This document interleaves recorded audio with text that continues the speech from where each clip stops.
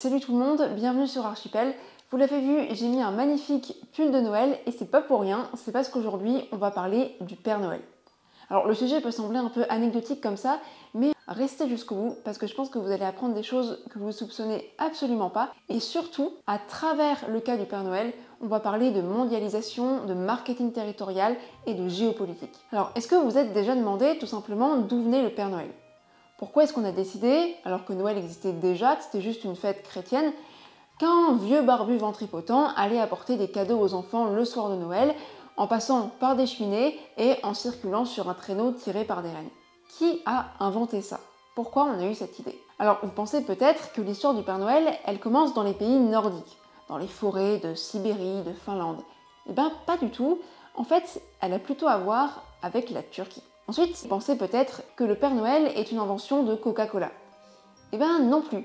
En revanche, il a un rapport avec le dieu nordique Odin. Bref, le Père Noël qu'on connaît aujourd'hui, c'est le produit d'échanges culturels complètement improbables entre la Turquie, les Pays-Bas et New York. Son histoire, elle nous parle de doigts coupés, oui, a transformé un saint chrétien en un grand-père rougeau, éleveur de rennes, et elle montre surtout que la mondialisation ne date pas d'hier. Alors, grâce à cette vidéo, vous allez pouvoir étaler votre culture entre le fromage et la bûche, mais surtout, c'est le but principal, vous allez comprendre que le Père Noël n'est pas une ordure, mais un produit de la mondialisation culturelle et un outil de marketing territorial. Alors, installez-vous confortablement, on va retracer un peu l'histoire du Père Noël. Alors, l'histoire du Père Noël ne commence pas du tout dans des contrées enneigées, mais plutôt à l'est du bassin méditerranéen, quand les chrétiens choisissent le 25 décembre comme la date de la naissance de Jésus-Christ au IVe siècle. Alors, juste pour être clair, aucun évangile ne précise que Jésus serait né le 25 décembre. D'ailleurs, pour certains chercheurs, les évangiles tendent plutôt à dire que Jésus serait né en plein été. Mais bref, quoi qu'il en soit, la date n'est pas choisie au hasard. Elle coïncide avec une période de fête païenne. Les Saturnales romaines déjà, qui célèbrent le début de l'allongement des jours, et la célébration de Mitra, le dieu du soleil d'origine perse, qui lui serait né un 25 décembre. Donc le fait que l'Église ait choisi cette date comme celle de la naissance du Christ, c'était sans doute une manière pour les chrétiens de faire un peu concurrence aux fêtes païennes et de s'affirmer par rapport à elles. D'ailleurs, une petite digression par rapport à ça, si pour nous Noël c'est plutôt la joie et la bonne humeur, et bien pendant très longtemps, les fêtes de fin d'année, elles ont été liées à la peur de l'obscurité. Les gens craignaient que la lumière ne revienne jamais. Et du coup, ils faisaient des illuminations ou des cadeaux aux esprits pour les amadouer. Et d'ailleurs, certaines traditions sont directement liées à cette crainte de l'obscurité. Par exemple, la bûche de Noël, elle fait référence à la bûche qu'on brûlait à l'époque pour ranimer le feu solaire que l'on pensait éteint à jamais. Il y a quand même un lieu plus important pour la naissance du Père Noël, c'est l'Issi, en actuelle Turquie. Là-bas vivait un évêque nommé Nicolas. Alors on sait très peu de choses de lui, si ce n'est qu'il était vénéré pour ses miracles, que c'est le saint patron des marins, qu'il aurait participé à un concile important, le concile de Nicée, et qu'il meurt le 6 décembre, sans se douter le pauvre qu'il allait devenir un gnome païen, puis une icône marketing. Mais attention, n'allons pas trop vite. Comment tout ça est arrivé? 5 siècles après sa mort, le corps de Saint Nicolas est transporté en Italie. Et c'est là qu'un chevalier lorrain lui vole un doigt et le ramène en Lorraine. Et c'est à partir de ce moment-là que le culte de Saint Nicolas se diffuse en Europe en se mêlant un peu partout aux traditions locales. Par exemple, Saint Nicolas, il a aussi des caractéristiques qui sont propres au dieu germanique Odin. Par exemple, marcher dans le ciel et distribuer des cadeaux sur les toits. Alors, Saint Nicolas devient vite populaire en Europe. Le jour de sa fête, le 6 décembre, il distribue des cadeaux aux enfants, accompagnés de personnages païens comme Croque-Mitaine ou Père Fouettard, quand soudain arrive la Réforme. Les protestants, qui eux ne célèbrent pas les saints, sont pas trop fans de ce culte de Saint Nicolas. En Allemagne, Saint Nicolas est donc remplacé par l'enfant Jésus, et aux Pays-Bas, il est transformé en une nouvelle figure populaire, Sinterklaas. Ça vous rappelle pas quelque chose, ça? Bon, réfléchissez un peu, je continue. Sinterklaas, c'est donc la contraction de Saint Nicolas. Aux Pays-Bas, on pense qu'il vient chaque année d'Espagne en bateau, puis qu'il apporte ses cadeaux sur un cheval volant. Alors pour l'instant, on parle de Saint Nicolas et de Sinterklaas en Allemagne, en France et aux Pays-Bas, mais pas encore du Père Noël, et pas du tout de l'Amérique.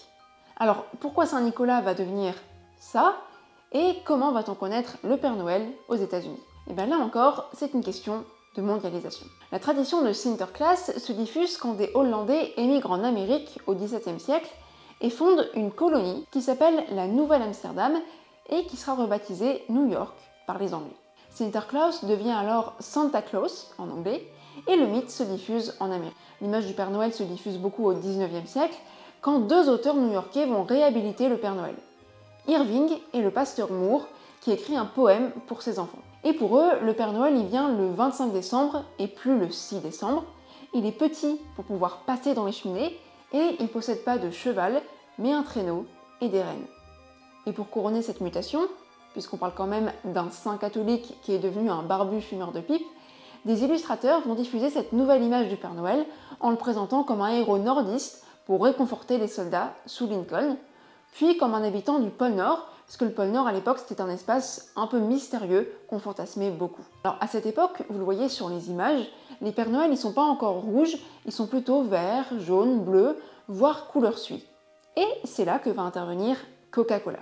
Un illustrateur va un jour reproduire le Père Noël décrit par Moore, mais il lui donne, lui, une taille normale et des habits rouges. La publicité est très largement diffusée, notamment dans les pays de l'hémisphère sud, où Noël a lieu en été, et la figure du Père Noël est popularisée dans le monde entier. Vous voyez bien que le Père Noël, c'est une histoire de flux, de transfert culturel, et que la mondialisation, elle date pas du tout d'hier, et qu'elle concerne aussi les croyances et les traditions. C'est l'occasion de rappeler que Noël n'est pas une fête uniquement chrétienne, mais une sorte de mélange de traditions. Et derrière le Père Noël, il y a aussi des questions d'argent et d'aménagement du territoire.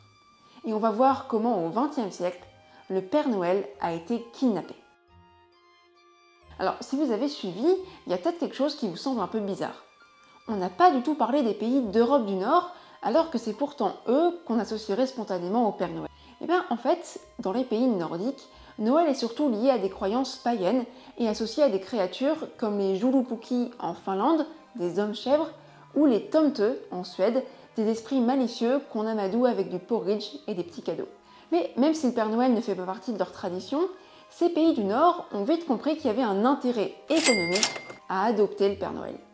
Ils vont donc kidnapper le Père Noël pour en faire une source de revenus et un moyen de développer leur territoire. Alors c'est notamment le cas de la Finlande. Elle va servir du Père Noël pour développer sa région nord qui était assez pauvre et peu peuplée. En 1927, la Finlande déclare que le Père Noël habite sur son sol, en Laponie, et pas du tout au pôle Nord, comme l'ont supposé les Américains. Une émission de radio de 1927 explique très sérieusement que le Père Noël ne peut pas vivre au pôle Nord, car il y a trop peu de nourriture pour ses rennes. Et autour de Rovaniemi, la capitale de la Laponie qui a l'avantage d'être accessible par la route et de disposer d'un aéroport long courrier, la Finlande va carrément créer un pôle touristique et économique dédié au Père Noël. Avec, vous voyez ici, le village du Père Noël, le parc à thème Santa Park et le technopôle du Père Noël, spécialisé dans la création d'animations 3D ou de sites internet sur le Père Noël. Bref, je crois que vous avez compris, le Père Noël permet à la Finlande de réaliser des projets de développement pour le nord du pays. Des projets d'ailleurs qu'elle avait déjà entamés quelques années plus tôt, par exemple en créant à Oulu une technopole de l'électronique. Et pour l'anecdote, la ville a longtemps accueilli un événement consistant à présenter son entreprise dans une eau à 2 degrés, c'est le Polar Bar Pitching. Et c'est aussi l'une des premières villes au monde à avoir eu un réseau test de 5G. Bref, l'usage du Père Noël pour développer le territoire, comme le fait la Finlande, c'est un super exemple de marketing territorial. C'est-à-dire le fait d'appliquer des procédés marketing non pas à un produit qu'on veut vendre, mais à un territoire qu'on veut rendre plus attractif pour attirer les touristes et les investissements. Puisque le Père Noël a autant boosté l'économie du Nord finlandais, vous imaginez bien que ça va attirer les convoitises et que le Père Noël va faire l'objet de tensions géopolitiques. Chaque pays va être en concurrence pour se présenter comme le pays du Père Noël et attirer le plus de touristes. C'est ce qu'on voit sur cette carte de Marc Loa qui recense les territoires du Père Noël. Le Québec a un village du Père Noël, les États-Unis ont créé en Alaska la maison du Père Noël, tandis que la Norvège prétend que le Père Noël est né à Drobak, où se trouve une maison du Père Noël, et que même la Chine a créé son village Père Noël à la frontière russe. Et pour être reconnu comme la patrie véritable du Père Noël, les pays n'hésitent pas à développer des stratégies de communication. Tiens, prenons quelques exemples. En Finlande, la fondation du Père Noël a pour but, je cite, de développer l'image de la Finlande comme patrie du Père Noël. Et Finnair, la compagnie aérienne suédoise, se présente comme la compagnie officielle du Père Noël. Et les Suédois ont aussi une fondation de Noël qui soutient les espaces locaux liés au Père Noël et a même créé une alliance avec les villes du Jura ou d'Autriche qui ont une petite tête de village de Noël. Tout ça alors qu'on se rappelle qu'au départ, les traditions de Noël dans les pays scandinaves ne sont absolument pas liées au Père Noël. D'ailleurs, ce marketing des pays du Nord, il pourrait aussi cacher une autre volonté. Peut-être que tout ça, c'est en fait un moyen de lutter contre l'américanisation, en donnant à l'Europe son propre Père Noël, qui vit en Europe et pas en Alaska, et qui a ses propres boutiques et parcs d'attractions. Bref, le Père Noël aussi, c'est un instrument géopolitique. Alors, petit bonus pour finir, je voudrais vous montrer un des territoires cachés du Père Noël. Ça vous dirait d'aller faire un tour dans ces ateliers? Alors, j'ai voulu essayer de localiser les ateliers du Père Noël en allant sur le site du NORAD, le commandement de la défense aérospatiale de l'Amérique du Nord, qui permet de suivre en direct la tournée du Père Noël. Et marqué, je cite, « Traquer le Père Noël grâce au signal émis par le nez rouge du renne Rodolphe et capté par les radars et avions de chasse du NORAD. » Mais manque de chance, j'ai pas trouvé les ateliers du Père Noël. Car spoiler, ils se trouvent pas en Laponie, mais bien en Chine, et plus précisément à Yiwu, une ville qui produit 60% des décorations de Noël du monde. Et ceux qui travaillent dans l'un des 600 usines ne sont pas des gentils lutins, mais souvent des travailleurs migrants venus des campagnes qui travaillent 12 heures par jour pour gagner entre 10 et 15 euros par jour. Alors la plupart ne savent pas exactement ce que représente Noël, et s'ils portent des chapeaux de Noël, c'est pas pour l'ambiance, mais surtout pour se protéger de la poudre rouge toxique qu'ils utilisent. Ok, je vous propose un petit résumé. On voit que le Père Noël est un résultat d'une sorte de mondialisation culturelle, et que la mondialisation n'est pas récente. Depuis l'Antiquité, on a des transferts de savoir et de traditions. On voit aussi que Noël n'est pas une célébration 100% festive et 100% chrétienne, mais un événement qui au départ était lié à des craintes et qui est plutôt un mélange de traditions chrétiennes, de croyances mythologiques et de folklore locaux. Vous voyez aussi comment des éléments culturels peuvent devenir des objets touristiques et être l'objet d'un marketing territorial bien juteux et d'une compétition entre les pays. La culture et géopolitique. Et puis, on voit aussi que derrière la façade, il y a aussi une géographie dont on parle moins souvent, celle des lieux de production et des flux de marchandises, celle par exemple des villes chinoises qui se spécialisent dans l'industrie du jouet. Sur ce, restez critiques, joyeux Noël et tout le train-train, laissez-moi un commentaire en guise de cadeau, ça me ferait super plaisir, et vous pouvez aussi vous abonner et partager la vidéo, ça me ferait vraiment plaisir d'avoir un peu de soutien sur Archipel et de savoir ce que vous pensez de ces vidéos, c'est juste un clic et ça change beaucoup de choses. En attendant, perdez pas le nord, et à la prochaine.